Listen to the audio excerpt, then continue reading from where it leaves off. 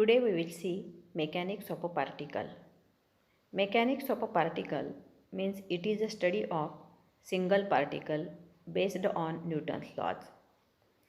When we apply Newtonian mechanics to deduce conservation law for a particle in motion, the mechanical quantities such as linear momentum, angular momentum, energy are constant in time. Conservation of linear momentum. Linear momentum means the motion of a body or a system equal to the product of the mass of a body and its velocity. For the proof, consider a particle and the force is acting on the particle of mass m. Then apply the Newton's law of motion. We can write force F is equal to dp by dt. We know that momentum p is equal to mass into velocity. By putting this value, we can write force equal to d dt of mv. Linear momentum dp upon dt is equal to 0 means it is constant. If the external force acting on the particle is 0, then d dt of mv is equal to 0. Thus, in absence of external force, the linear momentum of a particle is conserved, and this is called as the conservation theorem for a free particle. What is free particle? In figure, a particle is moving in a x direction having the velocity is v.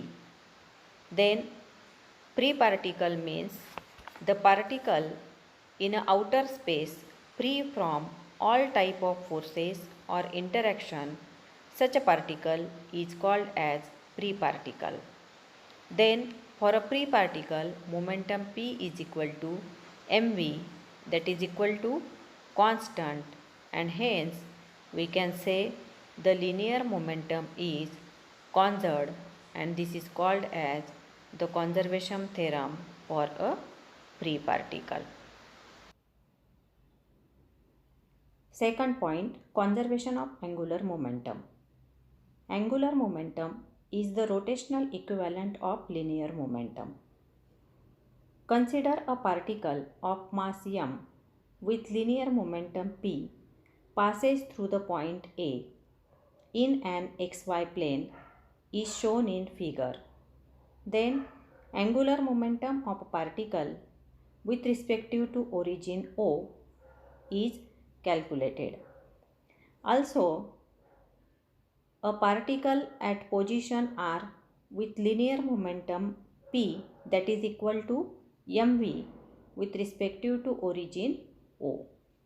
If the particle is not rotating about the origin, we can define angular momentum in terms of position vector and linear momentum. Hence, in figure, we have to write down angular momentum J is equal to R cross P. J, R and P are vector quantities, and R and P is in the xy plane. The direction of the angular momentum to be perpendicular to the plane containing R and P is similar to choosing the direction of torque to be perpendicular to the plane of the R and F. If the direction of a P is such that it passes from origin O, then theta is equal to 0 and angular momentum is 0. Now, in figure, at the point J, there is the torque is act, and what do we mean by torque? Torque is nothing but the twisting force that tends to cause the rotation.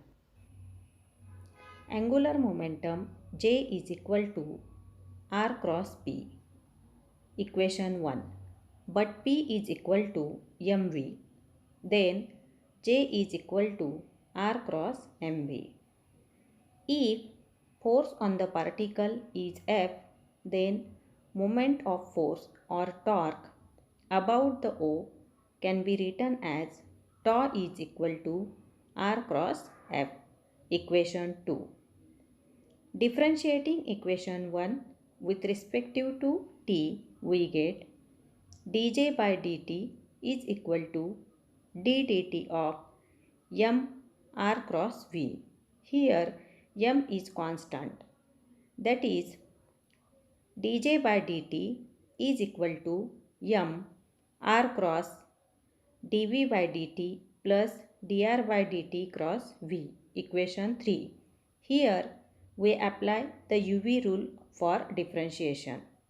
But we know that dv by dt is equal to acceleration and dr by dt is equal to velocity. Then equation 3 becomes dj by dt is equal to m inside the bracket r cross a plus v cross v. Here we know that v cross v is equal to 0, means the cross product of the same vector becomes 0. Then the equation can be written as dj by dt is equal to m r cross a, or dj by dt is equal to r cross ma. But ma is equal to force. Then dj by dt is equal to r cross f. From equation 2 we have torque tau is equal to dj by dt. But j is equal to r cross p. Then dj by dt is equal to d dt of r cross p. Therefore, dj dt equal to tau. If torque acting on the particle is 0, that is tau is equal to 0, then dj by dt is equal to 0 or j is equal to 0. Thus, in absence of external torque, the angular momentum of a particle is conserved.